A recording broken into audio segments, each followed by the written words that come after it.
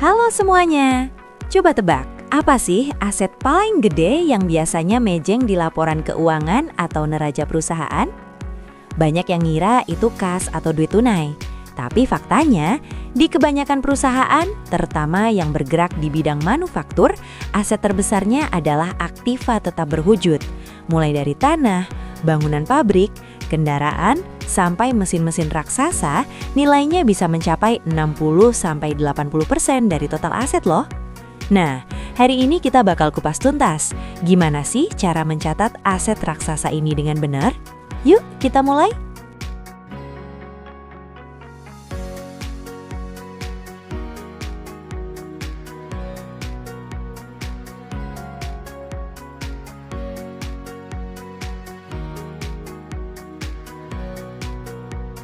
Sebenarnya apa sih yang dimaksud dengan aktiva tetap berwujud atau ATB itu?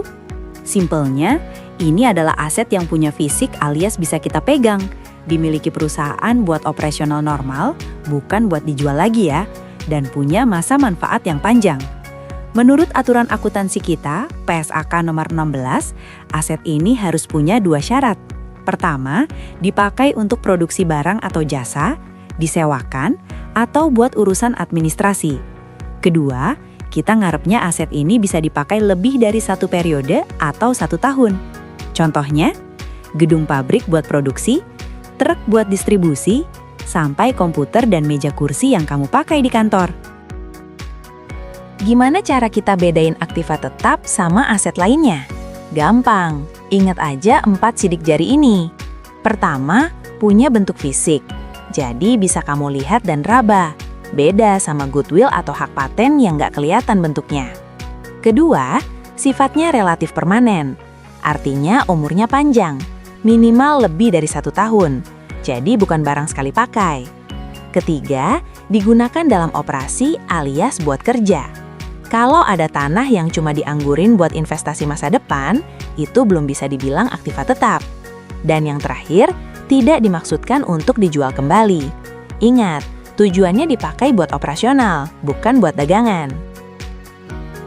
Nah, aktiva tetap ini juga dibagi dua kubu berdasarkan umurnya. Ada yang disusutkan atau istilah kerennya depreciated. Ini buat aset yang umurnya terbatas dan nilainya bakal makin berkurang seiring waktu karena aus atau rusak. Contohnya mesin, kendaraan, gedung, dan peralatan kantor. Di sisi lain, ada yang tidak disusutkan atau non-depreciated. Siapa dia? Jawabannya adalah tanah. Kenapa? Karena tanah nggak bakal rusak cuma gara-gara dipijak tiap hari. Malah harganya cenderung makin naik terus. Tapi tenang, soal hitung-hitungan penyusutan bakal kita bahas lebih dalam di modul khusus nanti ya.